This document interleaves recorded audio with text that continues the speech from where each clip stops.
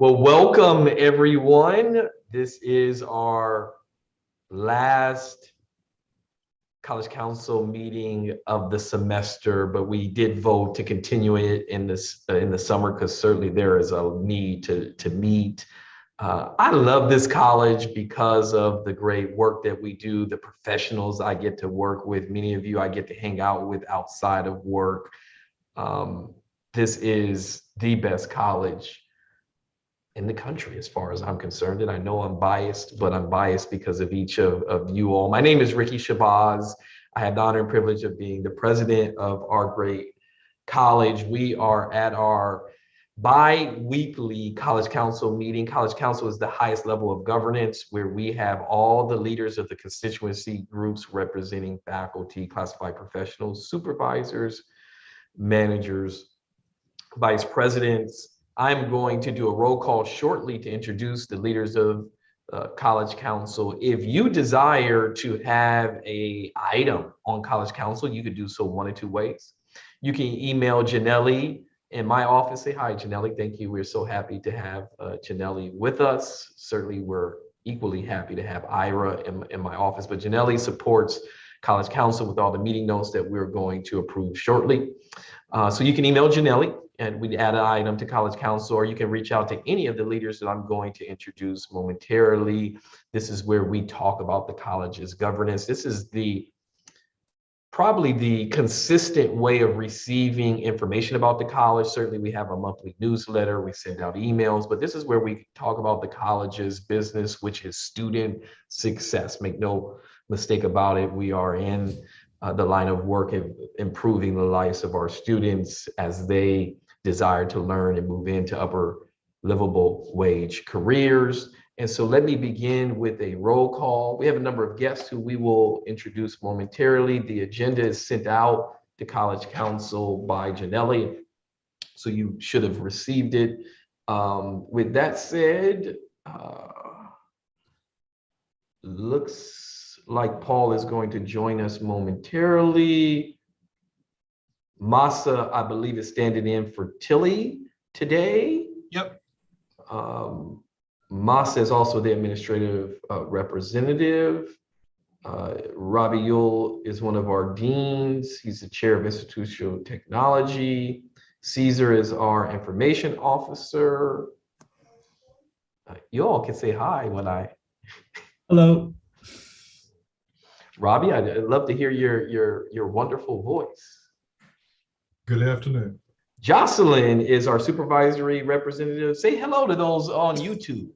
Good afternoon, everyone. Nadia is the president of the Chairs Academy. Excuse me, Chairs Cabinet. President of Chairs Cabinet. Chair of Chairs. Present. Yeah, you all keep tricking me with the name, right? I know the name. I know you as the chair of chairs, right? I know, whatever, yeah.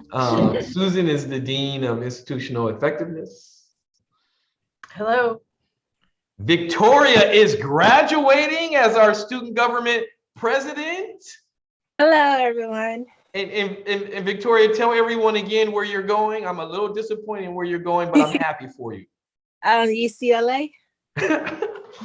Yes, we send our best and brightest, and that's an inside joke because we were talking about she was considering going to UC Davis and she chose UCLA, which we are so very happy for her.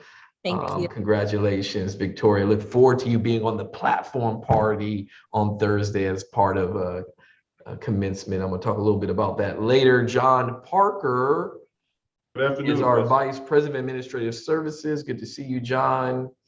Marciano is our Vice President of Student Services. Afternoon, everyone. Sean is our President of the Classified Senate. Hey, y'all, I'm present. And I'm going to say this because I have to practice it. Maria Jose Zildon Perez is our President of the Academic Senate, and I'm practicing for Thursday, Maria Jose. You said it well. I like it. Gracias. I'm here. Well, welcome everyone. Again, we will have our guests introduced shortly when we get to their part on the agenda, as we have a number of things to discuss and vote on today. And beginning with the first vote, thanks to Janelli, are the meeting notes from May 10th. Can I have a motion for approval? Ricky, this is Robbie. I move to approve. And Robbie demonstrated that oh so well with that amazing radio voice that he has as well. He said his name. He said he voted to approve. Thank you. Is there a second? This I is just- Maria Jose, I second. And Maria Jose seconded, beat Jocelyn just by a small margin of victory there. Are there any corrections, discussions about the meeting notes? Hearing none, all those in favor, if you would use the reaction button or figure out a way to put your hand up. The green is you agree. If you would like to abstain and or you're in opposition, if you would use the red X button. Looks like the motion passes unanimously. Thank you all very much. Before we go into our facilities master plan, something that we will start doing, and Janelle, let's make sure we put this on the agenda as the new number one, is with Robbie's leadership, we adopted a land acknowledgement. And from this point forward, I want to begin each of the college council meetings with the new number one, which will be that San Diego City College, in fact, does sit on the land of the Kumeyaay Nation. And we honor their ancestors and the fact that they are a people who were here before many of us arrived in this country. And so we honor them, and we will move forward with the new number one will be the land acknowledgement. So let me do that. Also, in light of what is going on in our country, I want to take a moment of silence. Tomorrow's anniversary of George Floyd's tragic murder. We had 13 innocent lives taken in Buffalo. I believe we had a shooting today in Southwest Texas. And we stand against all of these violent acts against humanity, because the loss of life, particularly in these cases, could have been and should have been avoided. And so I'd just like to take a moment of silence. Thank you. And in taking a moment of silence, I also want to just make a public statement that we will not let other people determine our agenda and our commitment to social justice and changing the lives of our students.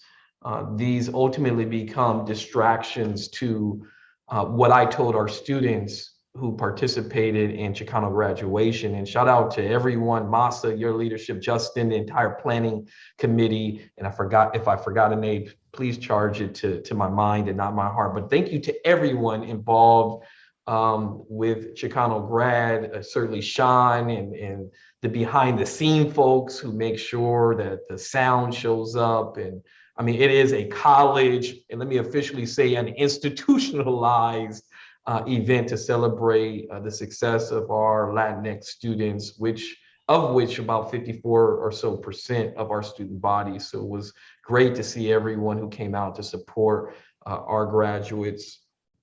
But again, we stand against bullying and all of the isms that plague our society. And one of the things that I shared with the graduates, with my daughter present, is that this generation of students who are graduating are charged to do something that we did not accomplish. They've got to go change the world. They've got to find a cure for cancer. They've got to find a cure for these isms so that my 12-year-old daughter doesn't find herself subjected to the same things that any of us who've been subjected to these unfortunate matters have been. And so I just want to start, unfortunately, not with a somber tone, but to acknowledge things that are in fact going on that make the work that we do even more important here at San Diego City College with our commitment to social justice, educational equity, and academic excellence. So thank you for allowing me to go off the agenda for a moment, but getting back on the agenda, I want to introduce our Vice President of Administrative Services, who has been working with his committee on a facilities master plan. And John Parker is going to introduce our colleagues who are consultants on this project. Thank you all. John, the floor is yours. Thank you, Ricky, and good afternoon, everyone. I am delighted to report that there is light at the end of the tunnel. We have our R&T team with us. We have, I think I see Ralph, Raul, and Leslie.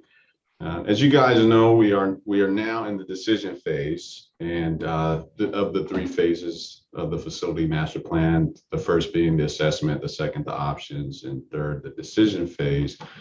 We are now in month, I believe, 18, 19, 20, thereabouts, with our R&T team, and we have presented to each of the constituencies, with the exception of this committee, of course, and it has been approved. And when I say the decision phase, just a quick reminder that the decision phase is from a conceptual standpoint, that nothing is definitive at this point in terms of the final product once we receive funding for the recommendations that's in the facilities master plan. The facility master plan will be used as a basis for funding for future bond measures, hopefully as soon as 2024.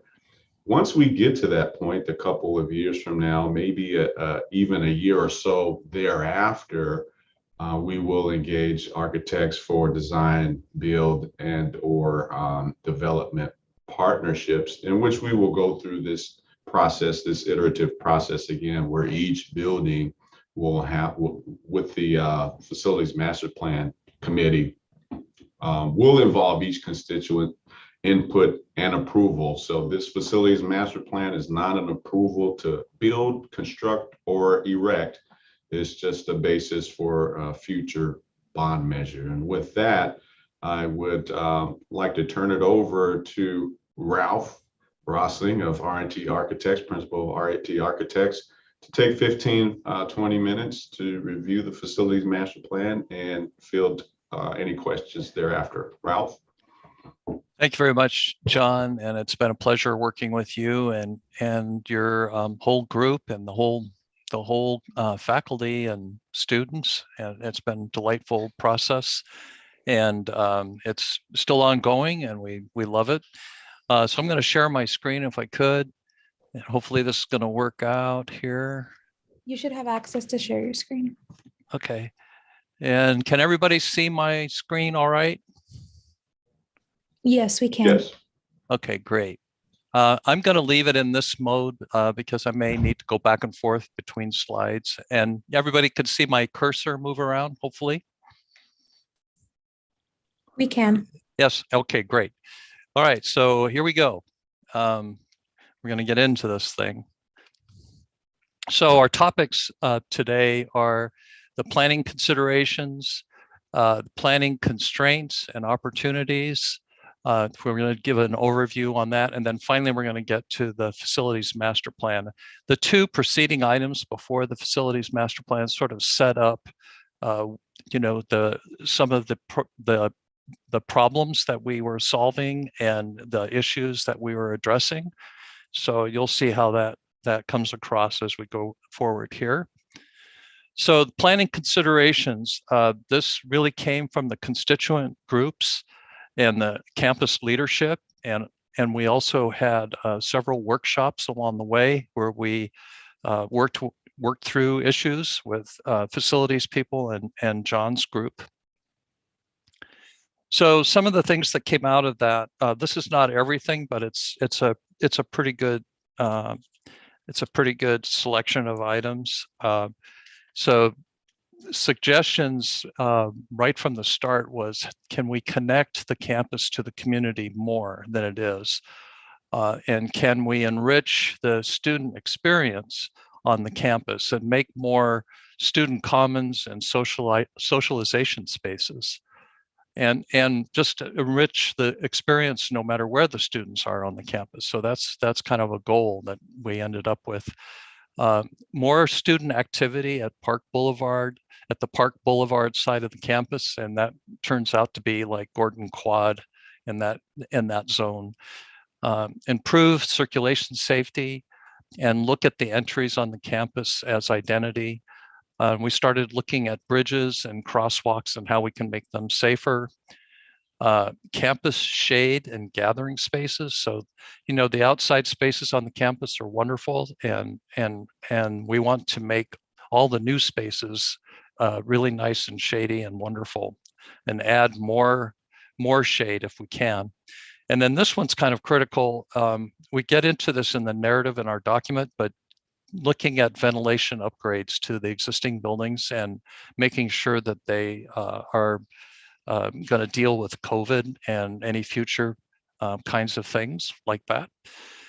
On the program side, I'll just go through a few of these. The idea was to sustain the 18,000 student population but have a plan for 25,000 and accommodate the growing programs. It's very important. In fact, we heard from the faculty that there's a need for more staff offices with workspaces. Student affairs and institutional effectiveness, that's moving to the Gorton Quad area, and you'll see that as we bring that forward in this presentation. Outdoor multi-purpose venues for large groups. There was a lot of discussion about what we can do in outdoor spaces. Improve a cafeteria and program at Gorton Quad. Student center and resources at Gorton Quad. The new Seville Theater and back of house facilities, and new student housing, and then new seeds spaces and classroom, and more athletic facilities and parking on the North Campus, and new maintenance and operations facility, and new student lockers and support facility. Okay, so we also looked at, what are some of the constraints and opportunities on the campus? And in the very beginning, we started analyzing those. And so on the North Campus, we started looking at the safety issues and circulation challenges that are on the North Campus. And we started thinking about how to resolve the connectivity through the North Campus and make it connect better to the South Campus. We also started looking at expansion opportunities. So the two yellow patches are possibilities for building expansion, and the two red squares are actually parking structure opportunities. And then on the South Campus, we're connecting better to the North Campus as one of our goals. We're making a better connection to Balboa Park and the 14th Street Promenade. We're looking at how can we connect this side of the campus better to this side of the campus across B Street. And then also how can we connect better to across C Street? And so we started proposing bridges as part of our master plan. We also looked at these big yellow circles. These are activity areas that are nodes that we want to enhance and make work better. So we started looking at the connectivity of those nodes running through the campus. Okay. So this turned into planning principles, these constraints and opportunities. And so these are the main ones. Stitch together the campus across Park Boulevard, B and C streets, improve pedestrian safety and access to facilities, making all the facilities more welcoming and with better access. Connect the campus with the larger community, and we're really seeing that happen at the entries and thresholds into the campus. Strengthen the campus identity with unifying elements such as brick, concrete, colonnades, signature landscape elements. So continuing on some of the nice features of the campus and making it part of the identity of City College. And the Park Boulevard landscape edge, looking at that and making it really feel like a first class college. Enhance the student experience of spaces, which we already talked about. Create and renovate courtyards as people places. Create more shade for pedestrians. Create more outdoor teaching venues. A lot of discussion about that. Embrace the campus topography. And we've got overlooks and views that we tried to take advantage of. Improve building efficiency by consolidation and develop underutilized spaces. We did a lot of that in the schemes. use the student campus housing as a way to activate the campus edge. So that's ongoing now with the that student housing program. Integrate parking and classroom spaces into the North Campus, and actually both campuses. Yeah. And then, so this diagram sort of shows how the circulation is connecting all these nodes of activity. And we started moving forward with this idea that circulation, running the circulation through those spaces actually activate them, and putting program next to those spaces actually activate them and make them more friendly and a place to be. So looking at these iconic spaces that are already on the campus, we thought that there should be more spaces like this with signature landscape and shade, and unifying the campus with materials and landscape, and making socialization spaces along the way, like that guy right there. And then in looking at the bridges to make the campus more safe, we thought that they could take on an identity as well and help for wayfinding. And so you kind of know where you are when you walk over the bridges. And so let's now get into the facilities master plan. We're going to look at 4 different areas. We're going to look at the South Campus, Gorton Quad area. We're going to look at the area that's around the library and arts, including Seville Theater.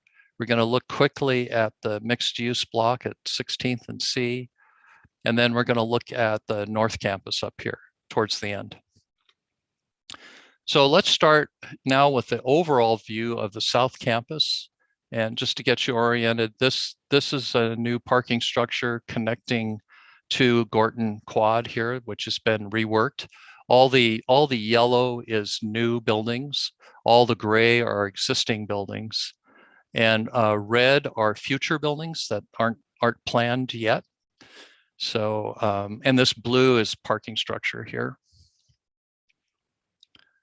So here's an overall view of the South Campus. The Gorton Quad is here with new buildings around it, and building A is sort of an anchor that stays. And here's building R and the new Seville Theater here, and an amphitheater that we're going to talk about more later, and new parking here. This is B Street, and this is Park Boulevard, and that's C Street. So it gets you oriented here. And you can see how we're developing these bridges going across. So let's go into Gorton Quad now, and we'll talk a little bit about how we're developing that.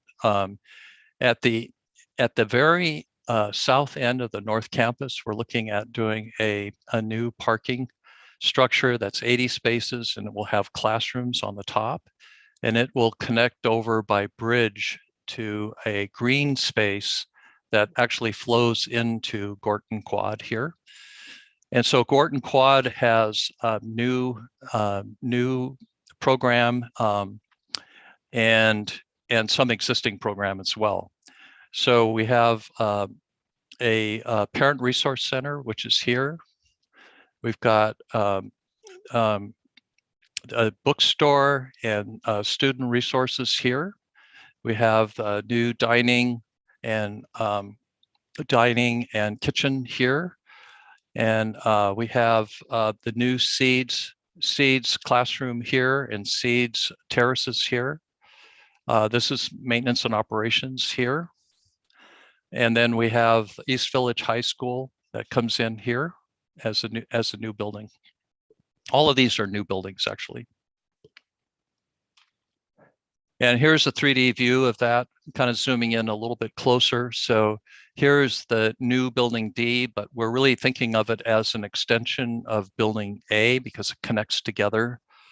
And it'll have a patio up at the top here. And we will also have a patio that right now is called A patio. We intend to reinstate that patio here. And then this is the Seeds classroom here. And M&O has a base facility down below. and also over here. So they have two facilities. These are the terraces for seeds here. And this is East Village High School with a terrace on top. That's a green terrace with a small cafe at the top. And so yeah, let's go now into this program a little bit more. We're gonna start off on level 1. And so this is the Parent Resource Center, and this is the main entry coming in. This is the bridge coming in from the North Campus. This is the Outreach Center and bookstore here. Food service and kitchen is here. And dining is one level here with a light well between. Maintenance and operations is here down below seeds, and this is the seeds terrace. And this is maintenance and operations here. East Village High School is here. They have outdoor spaces on the backside that open out at that lowest level. So at the second level, we have student center commons and an outreach center here. There's a small meeting venue, auditorium in this outreach center. Building M and L's program that when we demolish building M and we move some of the program from L, they go into this building on 2 levels here. And this is the exterior A patio that connects to A here, building A. And then this is the seeds classroom and the seeds terraces here. And this is an outdoor classroom serving East Village High School here. And then this is actually the terrace now level. And this is the terrace, the green terrace over the top of East Village High School. This is the second level of building M and L program and faculty offices, meeting spaces, and the connection to building A here. All right. And so here's an elevation from Park Boulevard. This is the new building D, and you see building A back behind here. They're connected together down at the end. This is the main entry into Gorton Quad here. This is the new building B, which is the East Village High School and the terrace up on top. And this is B Street with the bridge going across to building R here. This is a cross section cutting through Gorton Quad. So starting at Park Boulevard, the green out in front, this is the East Village Middle High School, and the terrace on top. And then this is building D back beyond the core for building D. And then this is the patio, the A patio, and building A here, which is existing. So let's move now to the South Campus and the Library and Arts District. So we were just over here in Gorton Quad. Now we're going to cross over the bridge and we're going to come into this zone.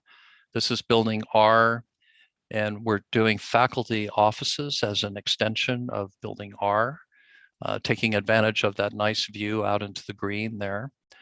We're building a 100-car parking structure here covering this side of building R.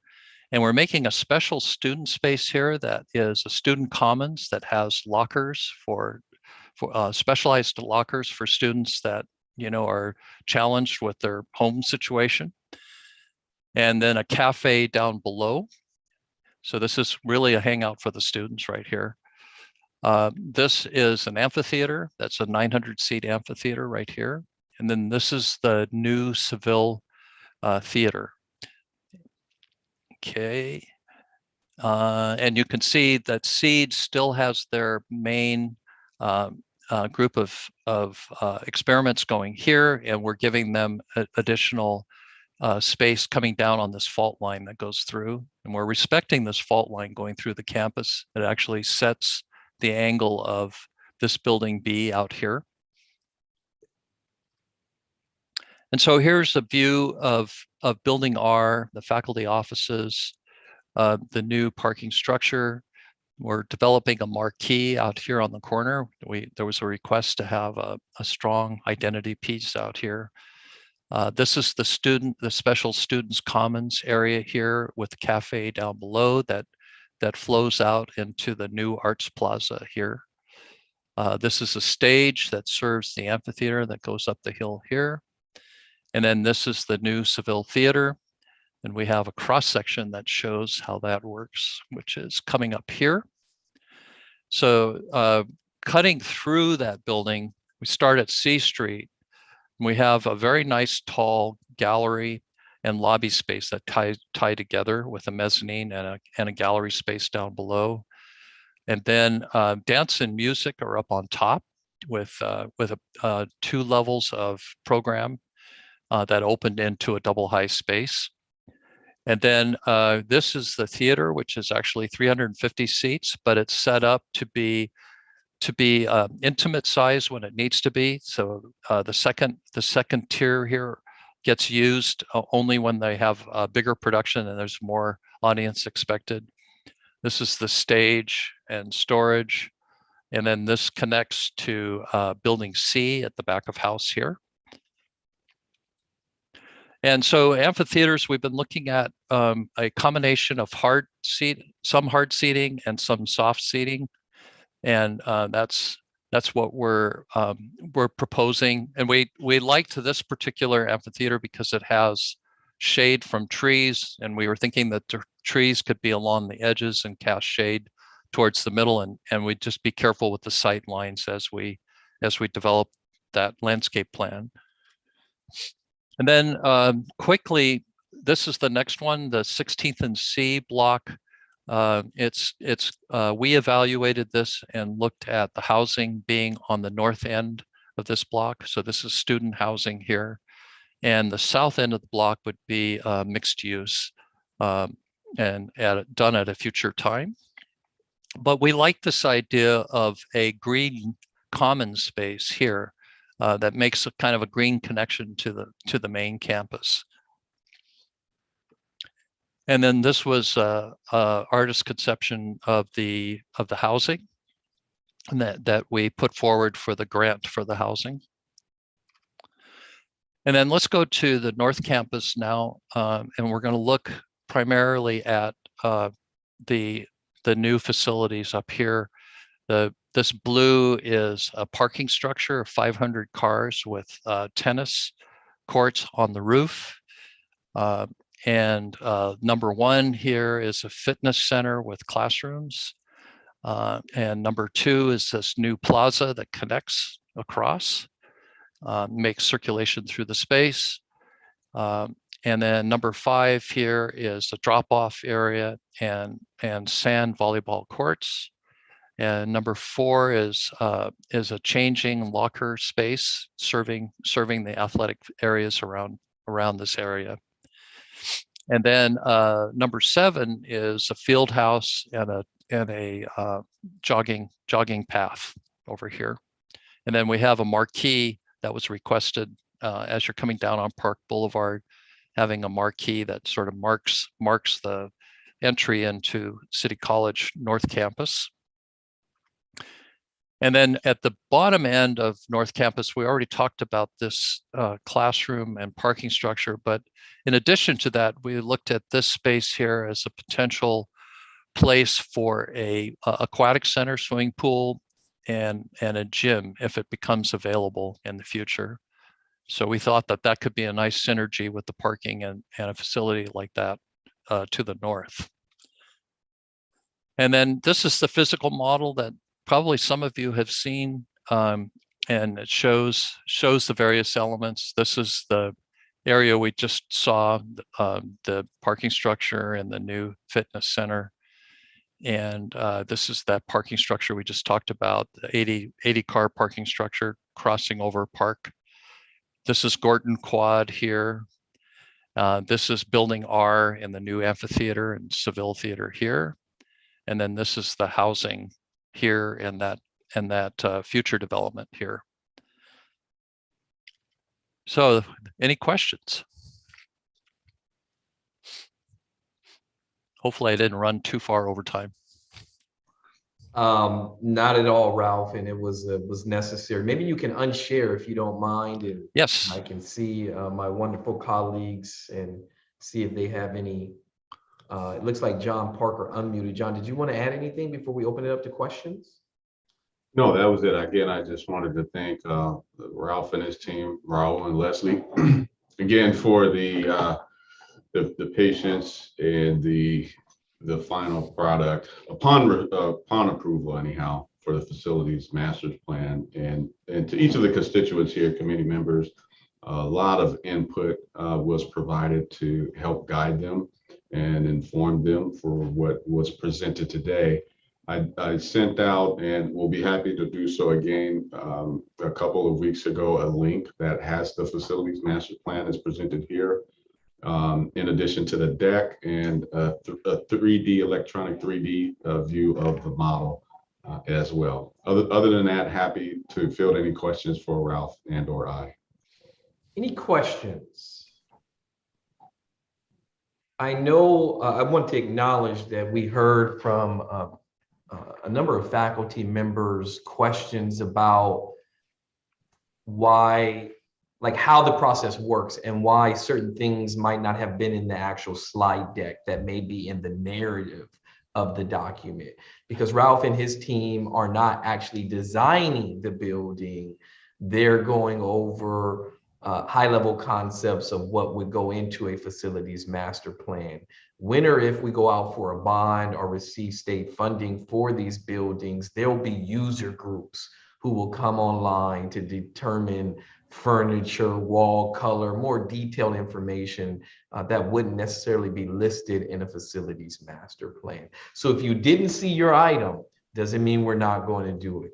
Just means that it may not have been a part of this process. And as we get down into the weeds, then we go into the individual departments and user focus groups to be able to get that level of detail. The other thing I'll say, and certainly Ralph, I'm equally appreciative, as John has already outlined to you and Raul and the team, the concept with the A and B building are in fact to make it all one A building, right? And so for purposes of this presentation, to distinguish the two buildings was necessary to call it the B building. But as we envision, there will actually be a walkway between the new facility and the existing facility, so that all of student services, for the most part, will be in the A building. Right. Yep. Yep. Good point. I should have relabeled that thing somewhere along the line. I think we'll do that before for the final version. We'll just call that all of that A, if that's all right. Absolutely. If there are any other questions, comments for the good of the order, if not, we will need a formal motion for approval of the facilities master plan. The next step is for it to go to the board, which I also want to thank Ralph for delaying that piece, because we want to present it to the board during our board meeting, which is in October. And so Ralph and his team are likely to be invited back to help us with that presentation. We thought it would be uniquely City College to do it that way, Ralph. So thanks for allowing us to do that. Is there a motion for approval? This is Caesar. I motion to approve. Thank you, Caesar. I see Maria Jose is unmuted. So Yeah, Maria Jose, I second. great. Any further discussion? Hearing none, if you would use the reaction button green for approval. If you would like to either abstain or you're in opposition, if you would use the red button. Looks like the motion fully carries. John, I would, to your point, like to maybe have you send out an email maybe on Friday, just confirming that the facilities master plan was approved. Here's the slide deck and how you can see more information if you didn't get a chance to view it in person, where it was nearly 2 or 3 weeks in the cafeteria or the cafe at City or all the other communications. And then, this will be on YouTube. So share it with a friend, those who are on YouTube, that we have officially a facilities master plan. Thank you to everyone who participated in the process. Next, thank you, Ralph, again. Enjoy the rest of your day. You get to land that plane that you're flying. Yeah, I'm cracking open the bottle of champagne right now. Great, thank you. And, Thanks, and RT also team. shout out to Ralph and his team who allowed us to pivot to submit a grant application where we secured over $300,000 to continue the planning for housing. So want to just publicly acknowledge Ralph because our students absolutely need housing. So thank you, Ralph, and Raul and the entire team. Thank you all. Okay. Thank you. Next, we have an Thank update you. on the ICER review with Susan and Marco. Welcome. Thank you, Ricky. So a couple of weeks ago, we came to you with kind of the first step in this process. We have talked about the fact that ACCJC is approaching the comprehensive review process differently and giving colleges an opportunity for some feedback before the formal evaluation takes place. So we want to kind of mirror that in our own process. So we are presenting information and a review process and the opportunity to give feedback to all of the groups that represent signatories to the report, which includes the Academic Senate, Classified Senate, ASG, and then College Council going along with the president's signature on the report. So this is an opportunity to ask questions, provide feedback about any review that was conducted over the last couple of weeks. We recognize this has been, a very, very busy time of year. But we want to start engaging in this process. We'll return again and do something parallel in the fall and spring semesters, and just want to be sure that all of the campus constituencies have the opportunity to contribute to the document and have the level of engagement that will make them feel comfortable signing off when it's time to do that at the end of the spring 2023 semester. So these are the reviews that have been completed. We did not work with ASG this semester, but we will be working with them in the fall. And this review was primarily focused on evidence that has been identified. The next review will actually have text of the report narrative to respond to. Marco, do you want to take it from here? Yeah, I'll take this one. Yeah, so thank you, everybody. So this is just to give you kind of an idea of what to expect moving forward. So for fall of 2022, that's when, like Susan alluded to, the writing teams will be using the evidence that they've gathered to begin writing a rough draft and analysis for each of their standards and sections. And then our plan is to return to the signatory groups and conduct kind of a formal reading and review of what they've written, because we have really fall to create kind of the bulk of what that rough draft will look like. And we really have partial of spring 2023.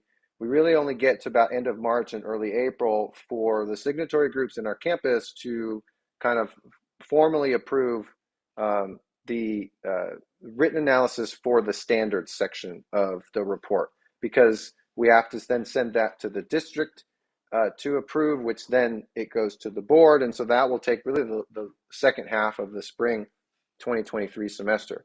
So we'll be getting quite a bit done, and we'll be asking quite a lot of the signatory groups to be able to put eyes on the report and look at it. And one of the things that we do want moving forward to ask the signatory groups is, what's the best format for us to do that? And so that kind of goes back to what level of engagement will make the group feel comfortable when they actually put the signature down, that the report is represents the campus and it's something that they would like to submit. So it's something that we will be asking feedback on, because through this review process, each of the signatory groups likes to conduct things a little bit differently. And so Susan and I are looking for those ways to meet everybody in the middle so that we can get that type of input and collaboration. these were just some of the ideas that came out from our other reviews this past spring. We can, and this kind of goes to how much input or who's been able to review what from this group. So some groups needed a lot more time to be able to sit down, look at the evidence we've collected, and be able to digest what is the ICER, what's accreditation, reading the report, because it's just not something you can kind of just jump into and kind of just provide feedback for. So some groups needed more time. I know that Academic Senate, I know that they'll spend, some of the senators will spend some time looking at it on their own and using our feedback form to submit comments. Classified Senate wants to do it a little bit differently since they're meeting over the summer. I'll be meeting with them during their appreciation week, doing a workshop, and then having a little bit more time for them to formally kind of look over the material and provide feedback. So there's kind of a combination of things we can do. So we did want to leave it up to this group if they would like. We can kind of create, maybe in smaller chunks, presenting some of that information, giving the group and individuals more time to review and then provide some feedback, because we do use that feedback for the writing teams to help kind of direct us in which way to go. So that is something that hopefully you all could let us know what you would like after we kind of complete our presentation here. These were the prompts just that we had given out. We sent out quite a bit of material and links. That was kind of the condensed form to make it easy to digest with instructions. But again, we can give more time to do that over the summer. That's something we definitely want to leave open to you all. And I'll skip that one. So we did want to ask, I guess right now, just kind of how many individuals were able to look at the material, or perhaps there was an issue accessing the material. That was something that we had in the beginning, because we are using kind of the cloud-based system with Microsoft. So if we get some feedback on that, that will kind of help us out figuring out which direction we want to move in.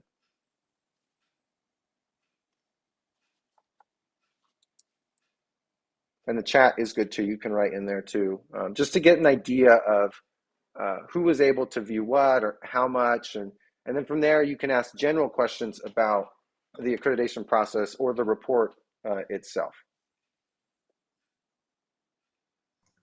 Does anyone have any questions for Marco or Susan? Well, that means you all are doing a wonderful job, and appreciate you, Marco, as one of our great coaches. Had a wonderful track season this year. Yes, Marie Jose. I think Sean has a question. Oh, yes, Sean.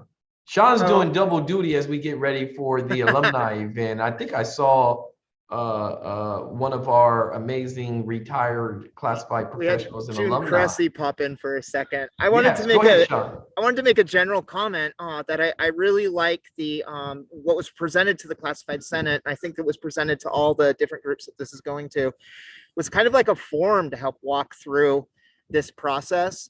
So for the classified, I'm taking it upon myself to kind of be an expert, be the person that classified can go to, acknowledging that they can go to other folks too and help them kind of navigate through this process. And through the summer, we're going to create a program through classified where we're going to just take a look at small chunks and communicate with the team, with Marco and Susan through that process. Thanks, Sean. Jocelyn. No questions, just a comment. I just really want to say to Susan and Marco, very well done. Your instructions and guidance is just really appreciative and takes people's fear away. So when you dive deeper, you have that support. So I really want to say thank you to Susan and Marco. I feel supported in the process, and I think we're good. We'll be great. Ricky, you'll be happy. I'm already happy, Jocelyn. There's not a single day that I'm not happy when I get to come to this great college and hang out with you all. I want to keep moving us because we do have an event at 4 o'clock. If there is anything else, Susan or Marco? That's okay, it. Great. And then Maria Jose, did I see you with a hand? Okay. So we're on item 5, which is an action item, and I'll turn it back over to Susan. All right, thank you, Ricky. And I'm going to share this on the screen. This webpage, and I'll put the link in the chat, and if someone can share that over to the YouTube channel. This is where we have been sharing the strategic priorities, goals, and strategies that we have been working on for about the past year and a half, with some pandemic-related delays coming in that process. They have now been reviewed and approved by all of our constituency groups. So above and beyond the open campus forums and processes that we had to generate the 5 priorities and the goals and strategies underneath them. Academic Senate, Classified Senate, SPA, and ASG have all reviewed and approved them. And in addition, Maria Jose and Deanna Shelton and Cynthia Olivo and, or Cynthia Short, excuse me, and from MPROC, City Planning, helped me to host a student forum, and Alba Gautam, excuse me, I'm getting my names mixed up today, helped host a student forum a week ago Monday, that just generated some really good engagement and discussion of the priorities, and a lot of good food for thought when it comes to actually creating action strategies under each of these. We also did have one change proposed, and that's the underlined text in this section right here. Based on some feedback that we received that was discussed in the city planning MPROC meeting, there was concern that there was not an explicit enough mention of concepts around sustainability and environmental justice, particularly in line with the board policy that's recently been adopted. And so we recommended adding and expanding the second goal statement under a learning culture built on social justice and equity, and then the first and third strategies under that goal to read social and environmental justice rather than just social justice. So that change was approved at city planning on May 11th. That was shared with all of the constituency groups for their as part of their second reading, and all of the groups approved, including that change in the wording. So College Council is the final stop for adoption. And then if we have a motion and a vote to approve here, this will be incorporated into our educational master plan document, which then will be presented to the board along with the facilities master plan at their meeting at City College in the fall. Questions at this point, or comments from any of the constituency groups that previously reviewed this?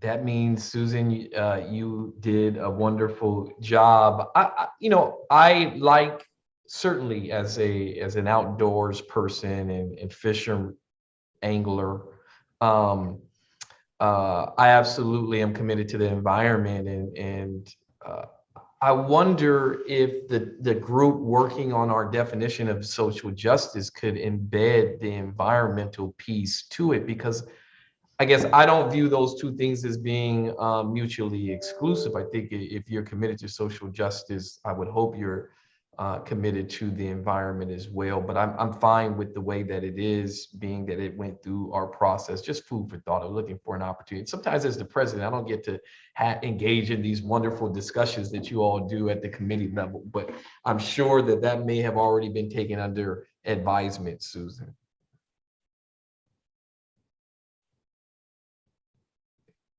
Is that a yes, it was, or?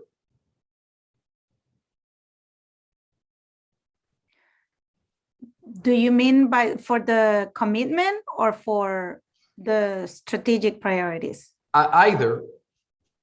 So help me understand, Susan, since I wasn't there and I don't know if others were there, the discussion about the environmental piece and the social justice piece.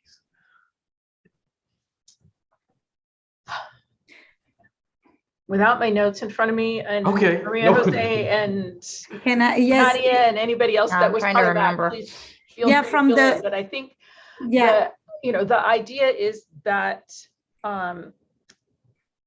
ensuring that we use sustainable practices and ensure that our environment is livable, and that we are not putting an undue burden on vulnerable populations. No, I absolutely areas, get why it's is being part of that added. conversation. So I get why it's being added, and I agree Okay. completely. What I was trying to determine if it needed to be separated from social justice versus embedded in it. Okay. I mean, I think the conversation that we had was that those two things are intertwined, and that environmental justice is an aspect or a component of social justice. Which is why I'm wondering if it's the and is necessary. Whereas if we're going through a process, and I'm not going to stop the vote, I'm just trying to have dialogue, which, sometimes as a president, I don't get to do.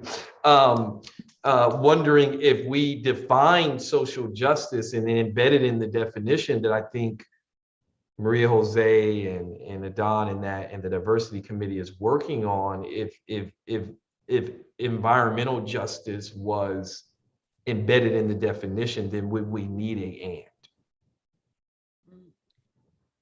We went back and forth on that. We spent so much time that day on this. So it's interesting that it comes up here, and we had like many of these thoughts as well. So, I mean, I just think that it's interesting because it speaks to the importance of it, and trying to figure out how to place it has been, I feel like it's going to take a little bit to figure out how to do it perfectly, right? Or the best we can. It's interesting that you bring it up, because I think our conversation that day was, I liked it. I enjoyed it, but it's heavy on the brain trying to put all these pieces of the puzzle together, Masa.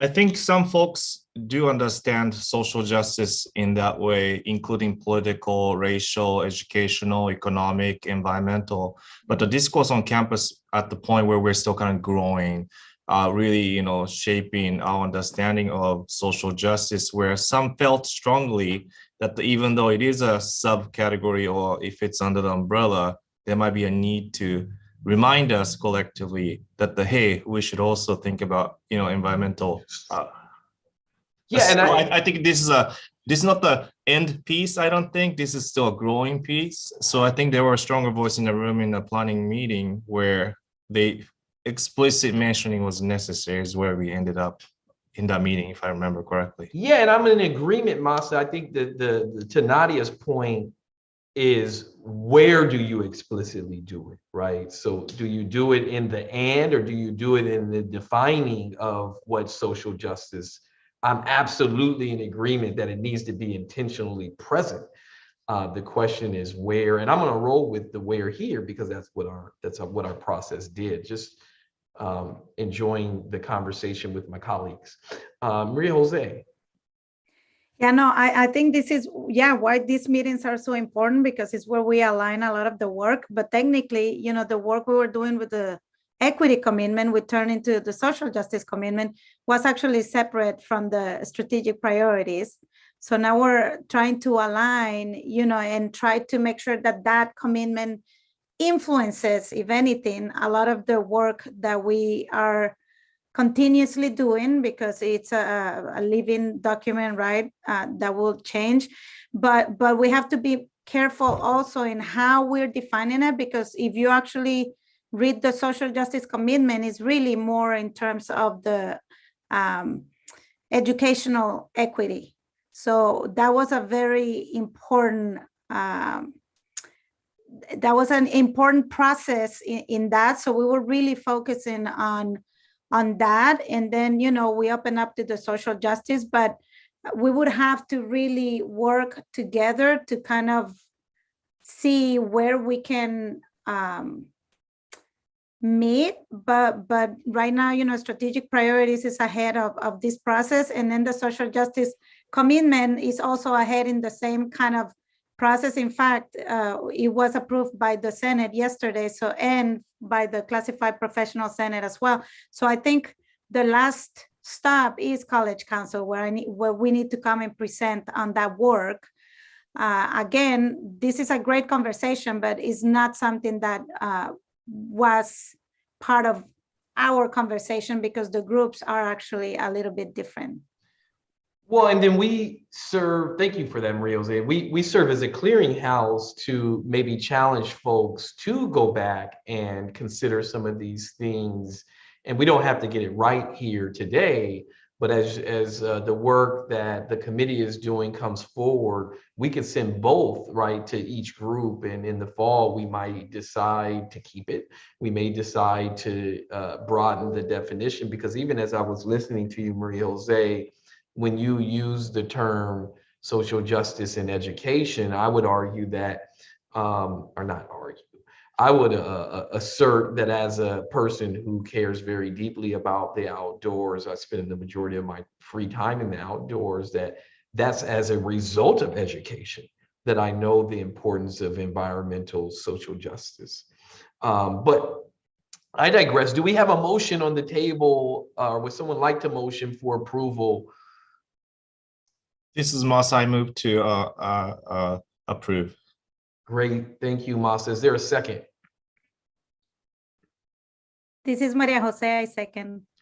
Any further, I guess we did the discussion before the motion. Oops, I'm sorry, but I enjoyed it. Any further discussion?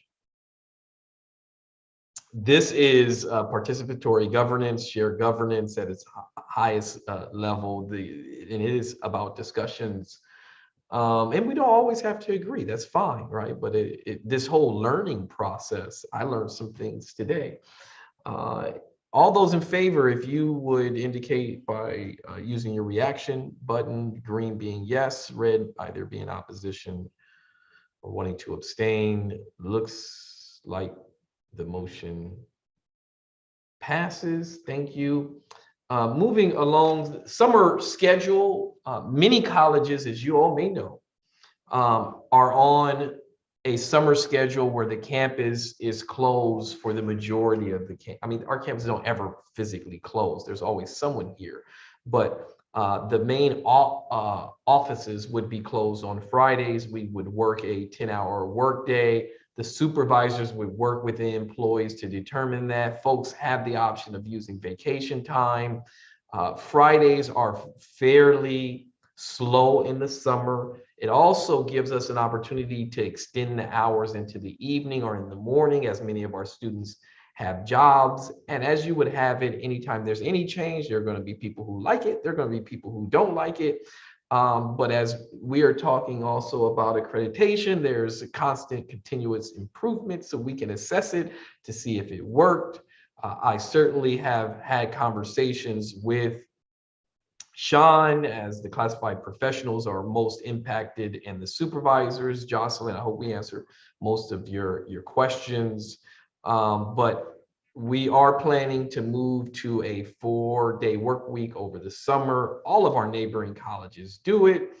I also want to acknowledge that in some cases it may place a burden childcare and other very real things that we're working through, but people are encouraged to use their vacation time, their flex time.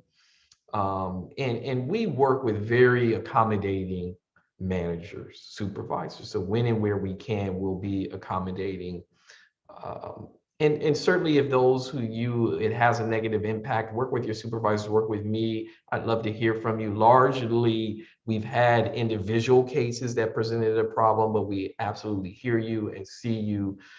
Any questions, comments about the 4-day summer work week? Yes. I do. Actually, this came up yesterday at Senate. So just a question to clarify, depending on the programs, is this something that faculty will discuss with their deans in terms of the needs that they might have? Can you clarify? Because largely all of our classes in the summer are online. Help me understand the question, Maria. For example, for a lab, if there was a need to have a lab, let's say on a Friday, is that something that they have the purview, or this is something that no, the campus will be closed on Fridays for teaching purposes? Yeah, so the campus is going to be closed in general, except for isolated cases, right? And so I am aware of some isolated cases like facilities. There are certain campus police. There's certain things that don't ever close.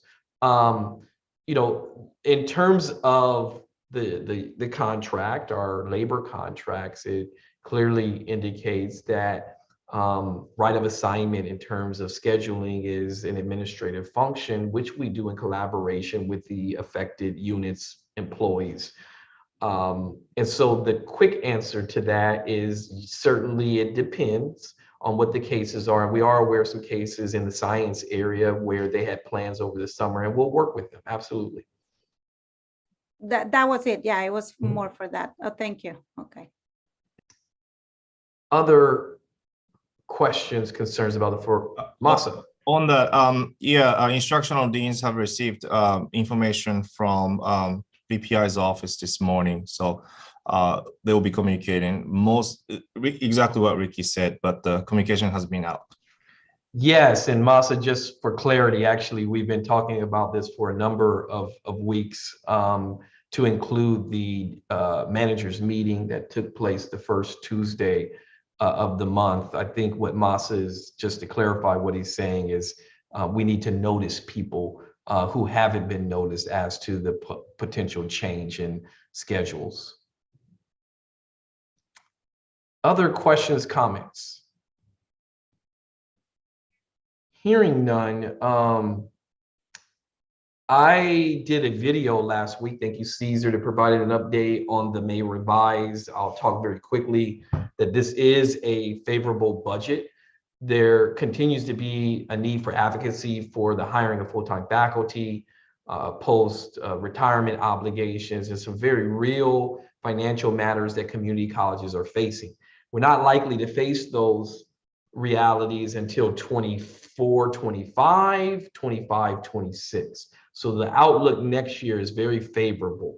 And so I hope that translates into our ability to continue to hire. We're on pace to hire upwards of 30 to 40 people this summer. And we hope to continue to chip away at that hiring freeze, because I absolutely have conversations with our faculty, with our classified professionals, and our supervisors about the need for staffing.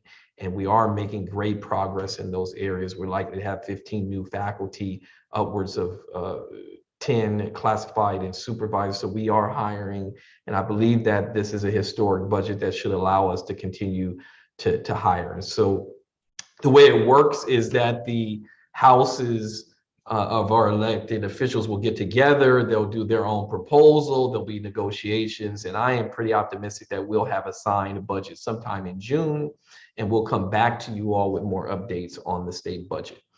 Any questions about the state budget? Hearing none, and I am going to ask Janelli in the future, let's group the action items so that they're all together. We would like to have a conversation about in-person or virtual college council meetings beginning in the fall. This is not for the summer, will remain on Zoom in the summer. Are there any thoughts about resuming in person? And we probably do a hybrid because for those watching, we're more likely to get folks watching on Zoom, but I'd love to see you all in person if we could. Are any thoughts about resuming in-person or virtual college council meetings for the fall?